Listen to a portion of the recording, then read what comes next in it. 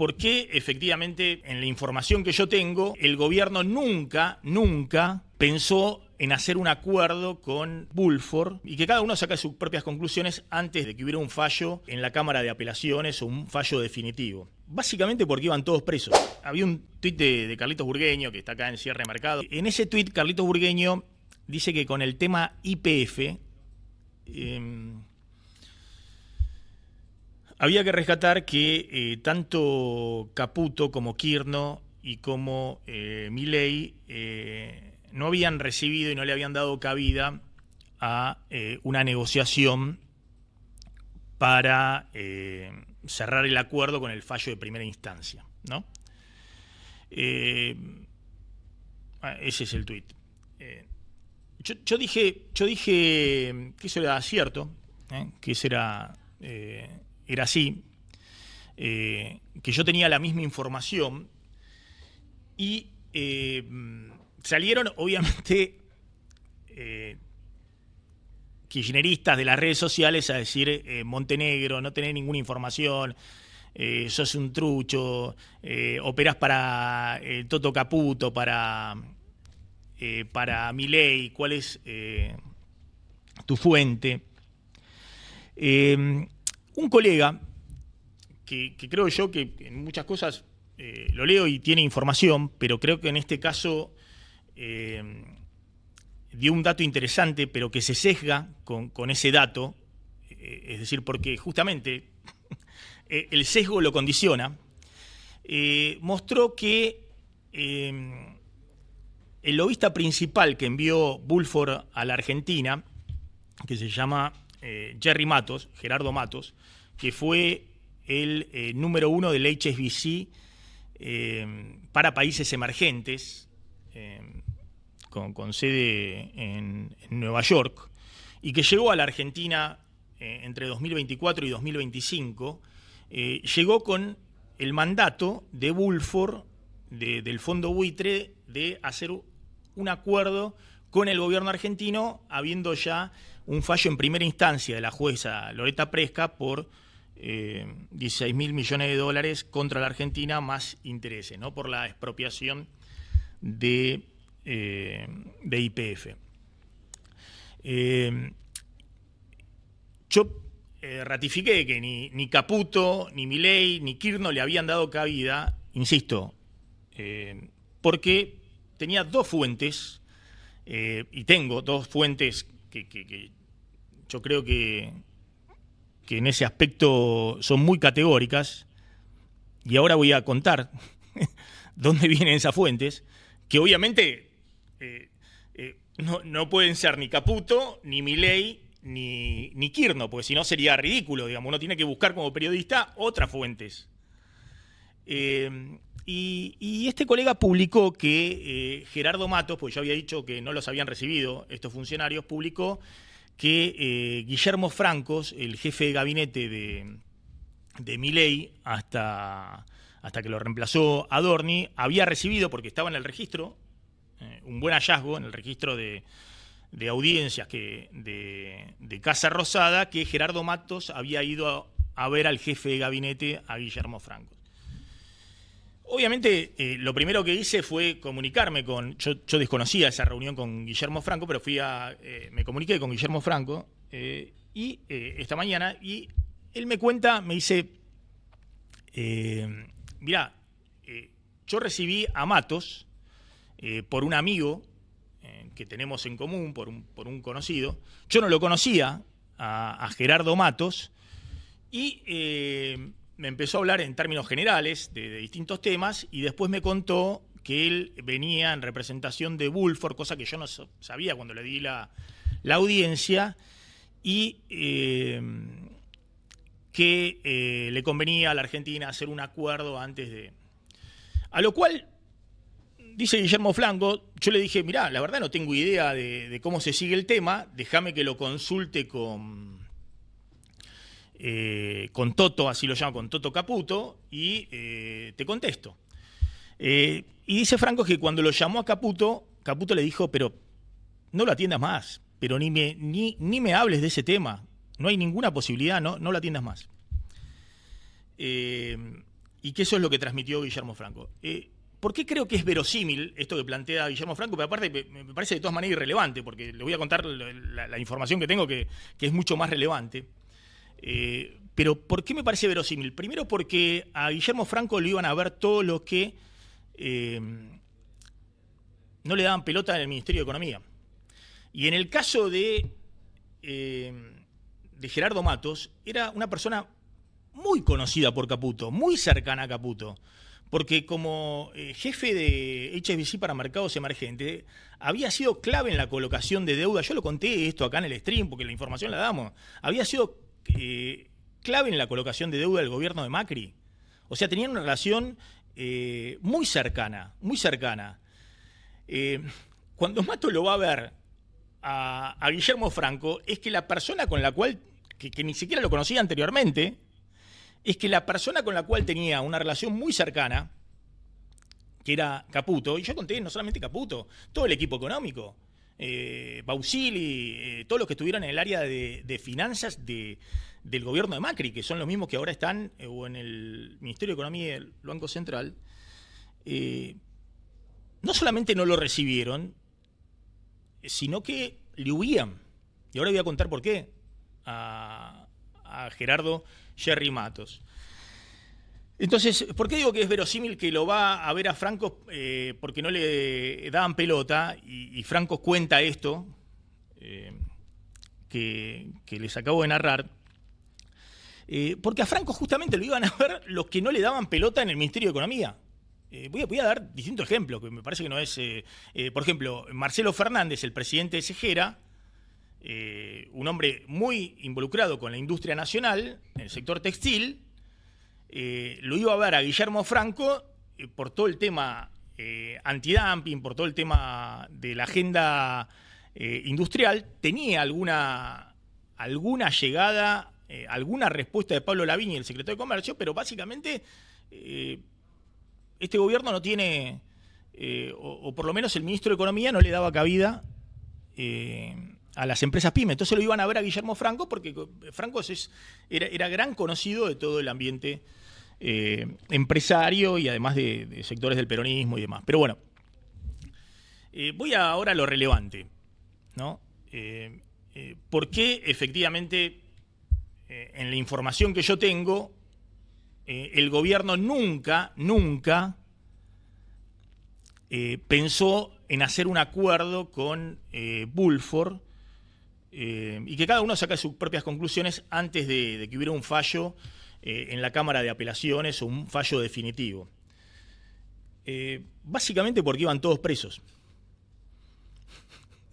Si hacían eso, el funcionario que firmaba eso terminaba de por vida paseando por tribunales. Y ahora voy a explicar. Voy a contar las dos fuentes que tengo, que no son de ahora, digamos. Esto es un episodio que ha venido desarrollándose. Uno es el propio Gerardo Matos, que una vez me propone a alguien que yo conocía, que del ambiente de prensa, si quería tomar un café con él. Ex banquero y demás, que venía por el lado de Bulford. Con el cual estuve dialogando, no sé si 1 hora y media, y yo notaba, tenía una visión muy crítica, y algunas cosas conté acá en el stream, muy crítica de la política económica, muy crítica, y en particular de Caputo. Siempre hace lo mismo, bueno, muy crítica. Yo conté algunas cosas de esa visión crítica que tenía respecto a la política económica del gobierno. Esto creo que era finales de 2024 o principios de 2025. Muy crítica respecto... No, principio del año pasado, 2025. Muy crítica. Y por otro lado,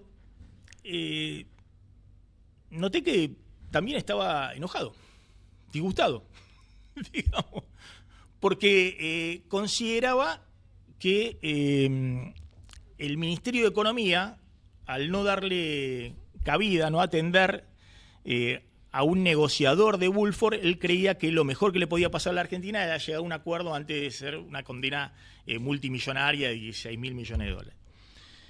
Y se refería en términos pese a que habían sido amigos, digamos, o no sé si amigos, pero conocidos muy cercanos, con Caputo en términos muy duros con el ministro de Economía. La otra fuente es una persona que lo conoce a Matos muy de cerca. Es un banquero que lo conoce a Matos muy de cerca. Muy de cerca, y que tiene, creo, también un vínculo histórico con él. Y que Woolford no solamente desembarcó con Matos acá en la Argentina, sino que vino con abogados, con una trupe de abogados. Le ofreció también a esta persona ser representante, y como Matos no llegaba a poner una negociación, no llegaba ni siquiera a tener ahí un diálogo negociador con el Ministerio de Economía o con el presidente, le pidió a esta persona, que tiene muy buena relación también con Caputo, con todo el equipo económico y con el presidente, si podía ser el representante, que le ofrecían también ser el representante de Woolford. Esta persona me cuenta que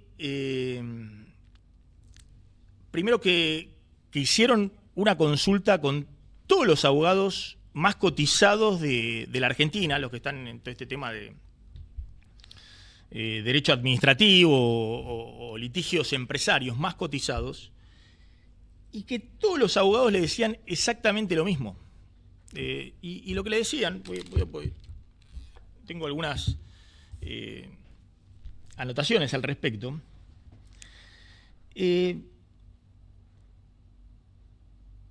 Lo que le planteaban eran dos cuestiones, ¿no?, por las cuales le decían a la gente de Woolford, ustedes con Matos, conmigo, con quien sea, no pueden llegar a ningún lado, porque a todos los que están ustedes consultando son los mismos que va a consultar el gobierno, va a consultar cualquier funcionario, y lo que les va a decir es que si un funcionario, el argumento que ustedes tienen es que había 16.000 millones de dólares de juicio, que podían hacerse 18.000 por los intereses y demás, pero si ustedes le ofrecen a un funcionario arreglar por 500 millones de dólares, ese funcionario que ponga la firma, o hubiese puesto la firma sobre ese acuerdo, aunque hubiesen sido 500 millones de dólares, o 200, o no sé, o 300, o lo que fuera, para poner una cifra cualquiera, se la hubiese pasado de por vida caminando tribunales. Porque ningún funcionario argentino podía cerrar el litigio sin que hubiera un fallo en firme. No tiene nada que ver con la negociación con los holdouts o con los fondos buitres, que tenían bono de la deuda argentina, que tenían un pagaré que estaba impago y estaban todos los fallos en la justicia de Estados Unidos, pero tenían el pagaré. Es decir, esto era completamente distinto.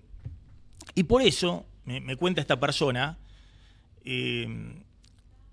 Caputo le huía, todos los funcionarios le huían a Matos. Tenía la mancha venenosa, no querían ni acercarse a Matos. Y el único que terminó por recibiéndolo fue, en este caso, Guillermo Francos, que no estaba en el tema. No sé si habrá habido otro que se haya tentado con alguna cosa, no lo puedo saber, pero esa es la información. El segundo argumento, el argumento es ese, digamos, nadie te iba a firmar absolutamente nada, más allá de que fuera patriota. Yo no estoy diciendo esta otra fuente, el banquero, si fue patriota al decirle a Woolford, no, yo no voy a representar a un fondo buitre que quiere venir a cobrarle 16.000 millones de dólares al Estado argentino. Si le dijo que no por eso, o si le dijo que no porque cuando consultó con todo el mundo, todos le dijeron, no hay ningún funcionario que vaya a aceptar eso. Ninguno que vaya a aceptar que vos vayas con el papelito y te firme. El segundo motivo es más político y tiene que ver con el gobierno de Milei. El segundo motivo es que, pese a que Gerardo Matos decía que todos los que vinculaban al juicio de Woolford con los Eskenazi atrás eran operadores, no entendían nada, no sabían que el juicio se lo habían quedado los bancos acreedores del grupo Eskenazi en España en el momento de la quiebra. Entonces, que decía Matos y también el abogado que vino de Woolford a la Argentina, que si Woolford cobraba, inmediatamente una parte iba para pagar a los bancos acreedores que en su momento se quedaron con la quiebra del grupo Eskenazi en España, que fue el que entró en la argentinización de YPF por la ventana que les abrió Néstor Kirchner, con el 25% de las acciones. Lo que planteaba esta persona, este banquero, contra lo que decía Matos, contra lo que decía el funcionario de Woolford, pero dice que es lo que también, obviamente, creían en el equipo económico, es que si alguien acordaba algo con Woolford, detrás de Woolford estaba Eskenazi y en última instancia era pagarle al kirchnerismo. Entonces hubiese sido totalmente indefendible para un gobierno como Milei hacer un acuerdo antes de que hubiera un fallo definitivo, un acuerdo extrajudicial, si en última instancia estás diciendo que detrás de eso puede haber plata del kirchnerismo. Cuento todo esto porque me parece que una cosa es la información y otra cosa son los sesgos y lo que alguno desearía que ocurra. Nosotros contamos, Milei salió a festejar el triunfo en el fallo judicial de YPF. Bueno, contamos cómo el economista que ha seguido esto de cerca y demás dice, bueno, le dieron la razón a Kicillof. Kicillof tenía razón. Después se podrá plantear que hubo una continuidad jurídica del Estado, que este gobierno, desde legal y técnica, siguió lo que se planteó también en el gobierno anterior con Alberto Fernández, incluso con el gobierno de Macri, que fue casi una política de Estado, y que además sus vínculos con Trump, con lo que fuera, y la presión de Estados Unidos, pero le dieron la razón a Kicillof. Ahora, en este otro tema, si te pones a investigar dos o tres cosas, bueno, te das cuenta que efectivamente lo que podía evaluar en todo caso el gobierno era que si había un fracaso judicial y una sentencia firme, el gobierno obviamente ya estaba preparando, primero se desentendía de cualquier complicación legal, decía, y después estaba preparando toda la artillería político-mediática para destruirlo políticamente a Kicillof en 2027. Entonces, cuando yo cuento esto, y yo sé que si alguno corta en un pedacito o en el otro va a decir Montenegro Cuca o Montenegro operando para Toto Caputo, para mí estoy contando las cosas, después que cada uno se saque sus propias conclusiones, estoy dando la información, estoy diciendo que en este caso hablé con dos fuentes principales que no son Caputo, uno que estaba como loco, porque estaba muy enojado, y no voy a contar, porque estaría violando el off the record, digamos, las cosas que me contó, pero estaba muy enojado, y el otro que tenía toda la información. Y además de hablar con Guillermo Franco, que hoy está fuera del gobierno, pero es verosímil lo que cuenta respecto a lo que sucedió en ese momento. Por eso, nosotros acá damos la información, cada uno saque sus propias conclusiones. A mí me parece que muchas veces hay una especie de noticia deseada. Desde el mileísmo quisieran ver que Kicillof es lo peor que le pasó a la Argentina, y desde el kirchnerismo quisieran ver que Milei es lo peor que le pasó y le está pasando a la Argentina, ¿no? Entonces, y los que se meten un poquito, a veces obviamente todos nos podemos equivocar, los periodistas nos podemos recontra equivocar, se pueden equivocar en el gobierno, en la oposición, lo que sea, pero lo que no podemos hacer es cargar con nuestros sesgos la noticia deseada. Entonces decir e ir en contra si alguien está dando una información o planteando lo que tiene como información, arremetiendo porque no cierra con lo que uno está militando o uno está planteando desde su trinchera política. Y voy a cerrar con esto, y les pido disculpas porque la verdad que se hizo largo y sé que les gusta el tema económico, y ya nos metemos con eso. Voy a meterme con esto, voy a cerrar con esto. Mirá, el otro día, a ver si lo tenía por acá, el otro día vi un recorte de Ale Fantino en Carnaval, que es este stream que dicen que es de Tobillino, y en ese recorte Ale Fantino, creo que estaba con Viviana Canosa, decía esto respecto a Milei y Massa. Esto lo vinculo porque no se va a hacer muy extenso, pero el otro día nosotros hicimos un comentario, y no me quiero meter porque es una nota al pie de página. Hicimos un comentario respecto a que veíamos un cambio en el tono de Milei, porque Milei se había metido a responder en las redes sociales y a discutir, no con los convencidos, sino con los que lo insultan, que están al otro lado, y decíamos que habían aparecido inmediatamente los adulones, ¿no? Y hubo uno de esos que salió a decirme, bueno, pero yo soy adulón de Milei, vos sos vocero de Massa. Bueno, de nuevo, ¿no? Massa, Cristina, Milei, digamos, yo creo, por lo menos así veo la realidad, no hay blanco o negro, digamos, todos se cruzan. Y no son los medios lo que construyen la realidad es la que construye los escenarios para que ciertos dirigentes políticos vayan al poder o permanezcan en el poder. Por ejemplo, Cristina gana en el 2011 con todos los medios de comunicación en contra, más allá de ese engendro de militantes y de esos grupitos mediáticos que había armado con guita del kirchnerismo, con guita del Estado, pero con todos los medios principales de comunicación en contra, y en el 2011 gana con el 54%, y Milei gana en el 2023 con todo el mainstream de los medios en contra. Todo el mainstream de los medios en contra. Y tú me dirás, no, pero ¿cómo puede ser Milei? Sí. La mitad de los medios jugaba a fondo para Patricia Bullrich, para Macri, y la mitad de los medios para Massa. ¿Ok?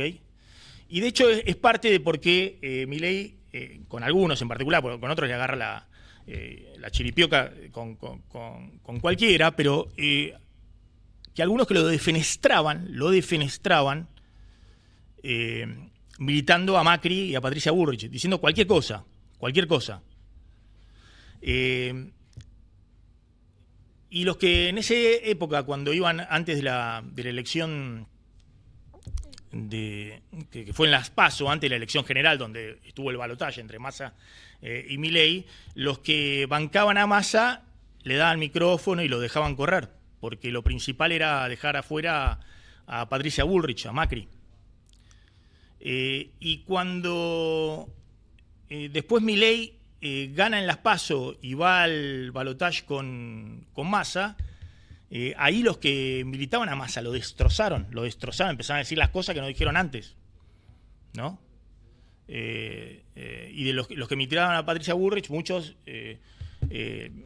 lo apoyaron, o bueno, hoy lo apoyan, ¿no? Entre paréntesis, son los mismos que lo destrozaban.